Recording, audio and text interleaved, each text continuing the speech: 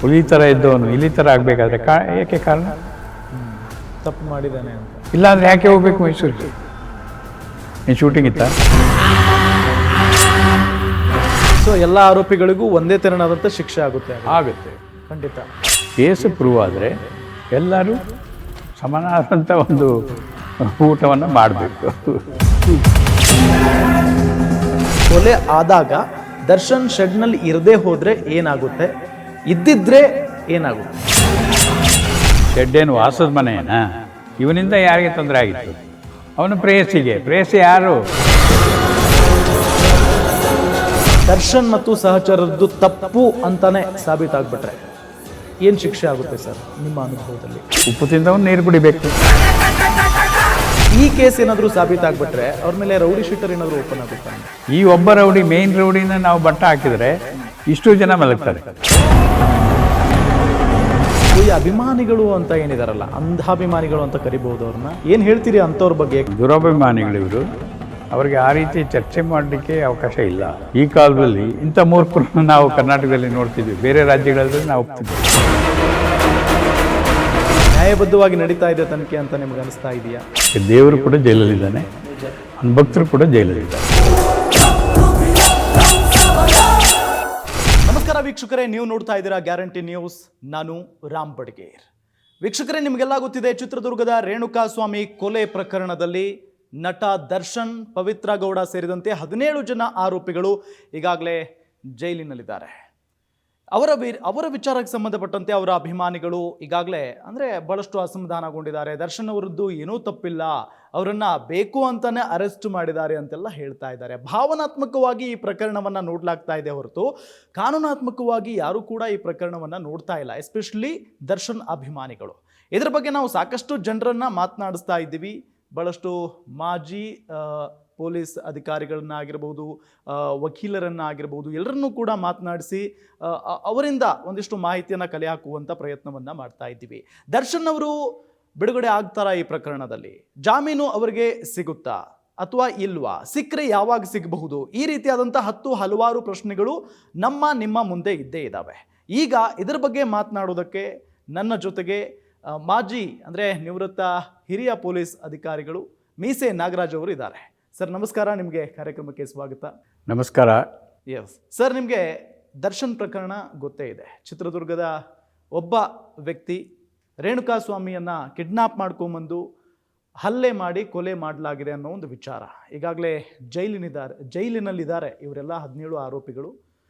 Starting ಪೊಲೀಸ್ನವರು ಹೇಗೆ investigation ಆರಂಭ ಮಾಡ್ತಾರೆ ಸರ್ ಇಂಥ ಪ್ರಕರಣಗಳಲ್ಲಿ? ನೋಡಿ, ಯಾವುದೇ ಒಂದು ಅಪರಾಧಕ್ಕೆ ಇಂಥದ್ದೇ ಏನೋ ಪ್ರೋಟೋಕಾಲ್ ಅಂತ ಇಲ್ಲ, ಒಂದು ಫಿಕ್ಸೆಡ್ ಫ್ರೇಮ್ವರ್ಕ್ ಇಲ್ಲ. ಈಗ ನೀವು ಸರ್ಜರಿಗೆ ಹೋದರೆ ಅವ್ರಿಗೆ ಇಂಥ ಕಾಯಿಲೆ ಅಂದರೆ ಈ ಥರ ಸರ್ಜರಿ ಮಾಡಬೇಕಂತ ಇರುತ್ತೆ, ಹಾಗೆ ಬೇರೆದ್ರಲ್ಲೂ ಇರುತ್ತೆ. ಬಟ್ ಕೆಲವು ಮೈನ್ ಫಾಲೋ ಅಪ್ಸ್ ಏನಿದೆ ಅದು ಒಂದೇ ಇರ್ತದೆ. ಬಟ್ ಯಾವುದೇ ಒಂದು ಕೇಸು ಇನ್ನೊಂದು ಕೇಸ್ ಥರ ಇರೋದಿಲ್ಲ. ಇದು ಅಪರಾಧಗಳ ಒಂದು ನಿಯಮ. ಯಾಕೆಂದರೆ ಅಪರಾಧಿ ಒಂದರಿಂದ ಒಂದು ಭಿನ್ನವಾಗೇ ಇರ್ತದೆ, ಮತ್ತು ತಪ್ಪಿಸ್ಕೊಳ್ಳಿಕ್ಕೆ ಜಾಸ್ತಿ ಇಂಪ್ರೂವ್ಮೆಂಟ್ ಮಾಡ್ತಾನೆ. ಯಾಕೆಂದರೆ ಹಳೆಯದರಲ್ಲಿ ಕೇಳ್ಕೊಂಡಿರ್ತಾನೆ, ಮಾಡಿರ್ತಾನೆ, ಅಯ್ಯೋ ಇನ್ನು ಹೀಗೆ ಮಾಡಿದರೆ ಸಿಗಾಕೊಂಡ, ನಾನು ಹೀಗೆ ಮಾಡದೇ ಇದ್ದರೆ ಸಿಗಾಕೊಳ್ಳಲ್ಲ ಅಂತ ಒಂದು ಯೋಚನೆಯಲ್ಲಿ ಮಾಡ್ತಾರೆ. ಹಾಗೆ ಮಾಡಿದರೂ ಕೂಡ ಒಂದು ಐಡೆಂಟಿಟಿ ಕಾರ್ಡ್ ಬಿಟ್ಟೋಗಿರ್ತಾನೆ. ಎಕ್ಸಾಕ್ಟ್ಲಿ.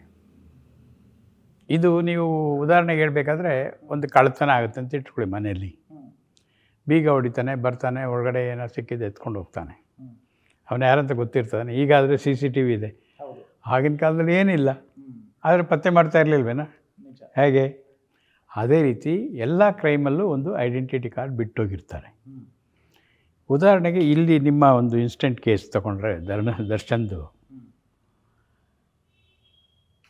ಒಂದು ಕಾರಣಕ್ಕೆ, ಬಲವಾದ ಕಾರಣ ಏನು, ಅವರ ಒಂದು ಪ್ರೇಯಸಿ ಅವರಿಗೆ ಏನೋ ಒಂದು ಅಬ್ಸೀನ್ ಮೆಸೇಜ್ ಕಳಿಸಿದ್ರು ಅಂತೇಳಿ ಅವರು ದೂರು ಕೊಟ್ಟಾಗ ಇವರಿಗೆ ಏನು ನೀವು ಇಂಥ ಒಂದು ಮೇರು ನಟ, ಅದು ಒಂದು ಪವರ್ ಹೌಸ್ ಟೈಪ್ ಇರ್ತಕ್ಕಂಥ ಒಂದು ನಟ, ಈ ಒಂದು ಜುಜುಬಿ ಇದರಲ್ಲಿ ನಮಗೆ ಸಹಾಯ ಮಾಡಲಿಕ್ಕಾಗಿಲ್ವಾ ನಿಮಗೆ ಅಂತ. ಆಗ ಅವರಿಗೆ ಒಂದು ರೀತಿ ಎಕ್ಸೈಟ್ ಆಗಿಬಿಡ್ತಾರೆ. ಜೊತೆಗೆ ಬಿಕೇಮ್ ಟೂ ಸೆಂಟಿಮೆಂಟಲ್. ಅರೆ ನನ್ನ ಒಂದು ಪ್ರೇಯಸಿನ ನಾನು ಪ್ರೊಟೆಕ್ಟ್ ಮಾಡೋಕ್ಕಾಗಿಲ್ವಲ್ಲ ಹಾಗೆ ಅಂತ. ಆಗ ಇದೆಲ್ಲ ಆದಂಥ ಕತೆ. ರೀಸನ್ನು ಅದೇ ಮೇಯ್ನ್ ಮೋಟಿವ್. ಅಂದರೆ ಈ ರೀತಿಯಾದಂಥ ಪ್ರಕರಣಗಳಲ್ಲಿ ಮೊದಲು ಸಿಗುವಂಥ ಸಾಕ್ಷ್ಯಾಧಾರಗಳೇನು, ಏನು ಹುಡುಕ್ತಾರೆ ಪೊಲೀಸ್ನವರು? ಏನು ಹುಡ್ಕೋದು ಬೇಕಾಗಿಲ್ಲ, ಇರ್ತವೆ. ಅವನ ಅರ್ಥೈಸ್ಕೊಂಡು ಮುಂದುವರಿಬೇಕಷ್ಟೇ. ಈಗ ಈ ಕೇಸಲ್ಲಿ ನಿಮಗೆ ಹೇಳಿದಾಗೆ ಯಾರೋ ಒಂದು ಮಾಹಿತಿ ಕೊಟ್ಟರು, ಇಂಥ ಕಡೆ ಒಂದು ಡೆಡ್ ಬಾಡಿ ಇದೆ. ಡೆಡ್ ಬಾಡಿ ಇದೆ ಅಂತಂದರೆ ಅವ್ರದ್ದು ಕೆಲಸ ಇದೆ. ಡೆಡ್ ಬಾಡಿ ಯಾಕೆ ದಾರಿಯಲ್ಲಿ ಬಿಸಾಕ್ತಾರೆ, ಅಥವಾ ಒಂದು ಮೋರಿಯಲ್ಲಿ ಬಿಸಾಕ್ತಾರೆ, ಒಂದು ನದಿ ದಡದಲ್ಲಿ ಬಿಸಾಕ್ತಾರೆ ಅಂತ ಕೂಡಲೇ ಅವರು ಕಾರ್ಯೋನ್ಮುಖರಾಗಿ ಆ ಮಾಹಿತಿ ಮೇರೆಗೆ ಸ್ಥಳ ಪರಿಶೀಲನೆ ಮಾಡಿದಾಗ ಆ ಬಾಡಿ ಮೇಲೆ ಗಾಯಗಳಿದ್ವು ಅವ್ರ ಪ್ರಕಾರ, ಅಲ್ವಾ? ಆ ಗಾಯಗಳು ಸುಮ್ಮನೆ ಆಗ್ತದೆನಾ? ಯಾರಾದ್ರೂ ಮೈ ಮೇಲೆ ಒಂದು ಗಾಯ ಏನೋ ಶೇವಿಂಗ್ ಮಾಡ್ಕೊಳ್ಳೋ ಹೋಗೋ ಇನ್ನೊಂದು ಮತ್ತೊಂದು ಆಗ್ಬೋದು, ಹೌದು. ಅಥವಾ ಕೋಪದಲ್ಲಿ ಏನಾದ್ರು ಇದಾದರೆ ಒಂದು ಕಡೆ ಕೊಯ್ಕೊಳ್ಬೋದು. ಅದು ಬಿಟ್ಟರೆ ಇಲ್ಲಿ ಮೈಯೆಲ್ಲ ಒಂದು ರೀತಿ ಹೊರಗಡೆ ಅವರು ಮಾಡಿದಾಗಿದೆ. ಹೌದು, ಅದು ಬೇರೆ ಬೇರೆ ಟೈಪ್ ಇಂಜುರೀಸ್ ಇದೆ, ಒಂದೇ ಥರನಾದ ಇಂಜುರೀಸ್ ಇಲ್ಲ. ಒಂದು ರಾಡಲ್ಲಿ ಹೊಡೆದಾಗೆ, ಇನ್ನೊಂದು ಬೆಲ್ಟಲ್ಲಿ ಹೊಡೆದಾಗೆ, ಇನ್ನೊಂದು ಮತ್ತೆ ಆ ಥರ. ನಿಜ. ಆ ಕನ್ಫ್ಯೂಷನ್ಸು ಅಥವಾ ಬೇರೆ ಬೇರೆ ಸೀರಿಯಸ್ ಇಂಜುರೀಸ್ ನೋಡಿದಾಗ ಯಾರೋ ಹೊಡೆದು ತಂದು ಇಲ್ಲೇ ಹಾಕಿರ್ಬೋದು ಅಂತ, ಅಂದರೆ ಮೇಲ್ನೋಟಕ್ಕೇನೆ ಆನ್ ದ ಸ್ಪಾಟ್. ಸೊ ಹೊಡೆದು ತಂದು ಇಲ್ಲಿ ಹಾಕಿದ್ದಾರೆ ಅಂತ ಹೇಳಿದ್ರೆ, ಹೊಡೆಯೋದು ಅಂದರೆ ಕೊಲೆ, ಅವರ ಉಸಿರನ್ನ ತೆಗಿಲಿಕ್ಕೆ. 100%. ಉಸಿರು ತೆಗೆದಾದ್ಮೇಲೆ ಬಿಸಾಕ್ತಾರೆ ಅಂದರೆ ಅಲ್ಲಿ ಸಾಕ್ಷಿ ನಾಶ ಮಾಡಲಿಕ್ಕೆ. ಹೀಗೆ ಶುರುವಾದಂಥ ಒಂದು ಎಪಿಸೋಡ್ ಇದು, ಮರ್ಡರ್ ಎಪಿಸೋಡ್ ಅಂತ ಹೇಳ್ಬೋದು. ಓಕೆ, ಈಗ ದರ್ಶನ್ ಎಪಿಸೋಡ್. ಎಸ್ ಸರ್, 17 ಜನ ಆರೋಪಿಗಳಿದ್ದಾರೆ ಸರ್. ಈ ತನಿಖೆ ಅಂದರೆ ಸ್ಪಷ್ಟವಾಗಿ ನಡೀತಾ ಇದೆ ಅಂತ ಅನಿಸುತ್ತಾ? ನ್ಯಾಯಬದ್ಧವಾಗಿ ನಡೀತಾ ಇದೆ ತನಿಖೆ ಅಂತ ನಿಮ್ಗೆ ಅನಿಸ್ತಾ ಇದೆಯಾ? ನನಗೇನು ಒಂದು ಪ್ರೊಫೆಷ್ನಲ್ ಪೊಲೀಸ್ ಆಫೀಸರ್ ಆಗಿ ನಾವು 37 ವರ್ಷ ಪೊಲೀಸ್ ಇಲಾಖೆಯಲ್ಲಿ ಸೇವೆ ಸಲ್ಲಿಸಿ ನಿವೃತ್ತಿ ಆದಮೇಲೆ ನನಗನ್ನಿಸ್ತದೆ, after very long time there is a case on the police hands, which is done very systematically. ಅಂದರೆ ಕ್ರಮಬದ್ಧವಾಗಿ ಏನು ಮಾಡಬೇಕು ಅದನ್ನು ಮಾಡಿದ್ದಾರೆ ಅಂತ ಅನಿಸ್ತದೆ. ಇಲ್ಲ ಅಂದಿದ್ರೆ ಇಲ್ಲಿ ಒಬ್ಬರಲ್ಲ ಇಬ್ಬರಲ್ಲ 17 ಜನ ಅಪರಾಧಿಗಳು. 17 ಜನ ಜೊತೆಗೆ ಒಬ್ಬರು ಇಬ್ಬರು ಭಾಳ ಹೈ ಪ್ರೊಫೈಲ್ ಕ್ರಿಮಿನಲ್ಸ್, ಅಂದರೆ ಮರ್ಡರರ್ಸ್ ಅಂತ ಹೇಳ್ಬೋದು. ಹೈ ಪ್ರೊಫೈಲ್ಸ್ ಮರ್ಡರರ್ಸ್ಗೆ ನೀವು ಮಾತಾಡ್ಸೋದೇ ಕಷ್ಟ. ಮಾತಾಡ್ಸಿದ್ರೆ ಅವರಿಗೆ ಬೇರೆಯವರು ಸಪೋರ್ಟಿಗೆ ಬರೋದು ನೋಡ್ಬೇಕು ನೀವು. ಹಾಗೆ ಮ್ಯಾಟ್ರ್ ಆಫ್ ಕಾಂಪಿಟೀಷನ್ ಥರ, ಅರೆ ನಾನು ಹೋಗ್ಬೇಕು, ಅವ್ರಿಗೊಂದು ಸಹಾಯ ಮಾಡಬೇಕು, ನಾನು ಹೋಗ್ಬೇಕು.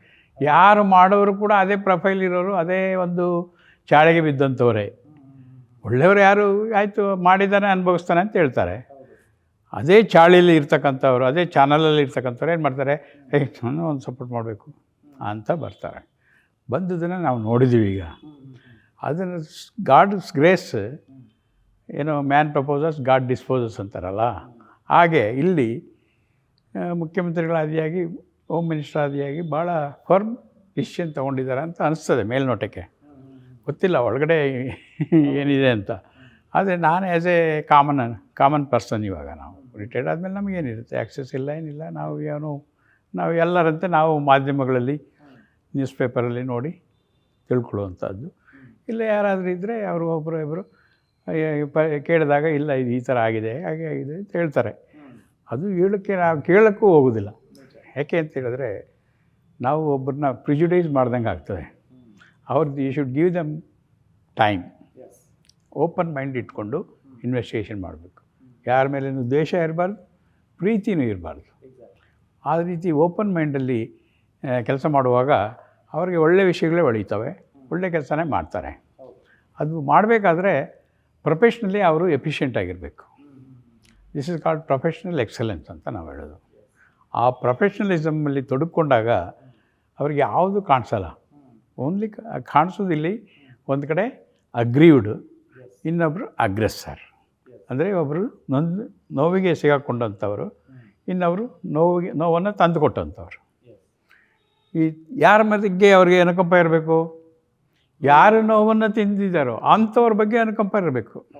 Time being the case on hand, ಅವರೇನು ಅವ್ರ ಫ್ರೆಂಡ್ಸ್ ಅಲ್ಲ, ನೆಂಟರಲ್ಲ, ಯಾರೂ ಅಲ್ಲ. ಒಂದು ವೇಳೆ ಇದ್ದರೂ ಕೂಡ ಅವ್ರು ಯಾರೂ ಅಲ್ಲ ಅವರಿಗೆ.